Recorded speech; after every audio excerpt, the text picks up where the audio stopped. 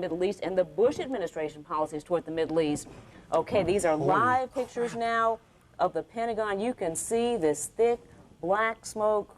This is no trash fire, folks. So obviously something has happened at the Pentagon. This is a live picture of the Pentagon. This is not New York City. So we are obviously getting crews there to find out what has happened. Has something set off? Did something, let me ask our producer, do we have any indication that a plane was involved here? Keep in mind, okay, the Pentagon is not very far from National Airport. Some incident causing thick black smoke has happened at the Pentagon. So, Professor, have there been particular unhappiness from these terrorist groups with policies of the Bush administration? We know they've been unhappy about Iraq.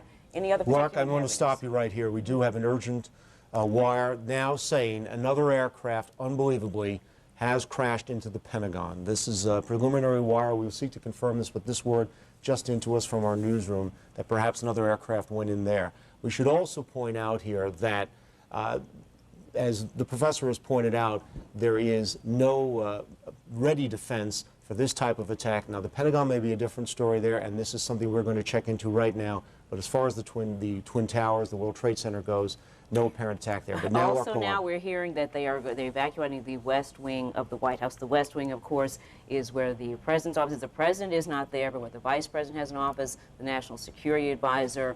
They are evacuating the West Wing of the White House. And as you said, they are now saying that a plane, incredibly, has crashed into the Pentagon. Folks, you're not going to see another day like this, I assure you. Let us hope not. Let's bring everyone up to date. This is breaking news live from the Pentagon.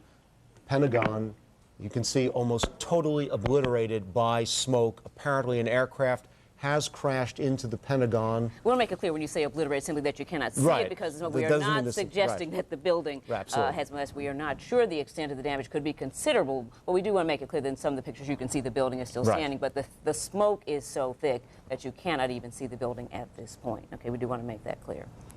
And then as this is going on, we're also following the horrific situation in New York City with the planes, two of them apparently having crashed into the World Trade Centers, the Twin Towers you see there.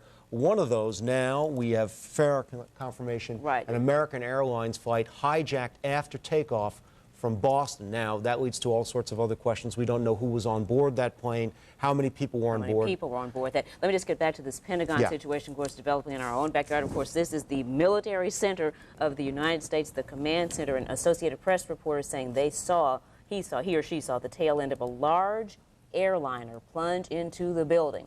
Again, a large airliner, so it's leading to suggest, again, this might have been a coordinated hijacking of airplanes to fly them in suicide missions, using planes as bombs, as the professor put it, planes as domestic planes as weapons. It would appear at this point, not to be overly dramatic, on a horrible, horrible day, that some of the major parts of the United States, in terms of public prestige, are under siege right now. Okay, one more area now that we are going to be checking out, the National Mall. Is there a particular building on the mall? Let me ask our producers. Okay, a report of a fire on the National Mall. Of course, we'll be checking that out as well.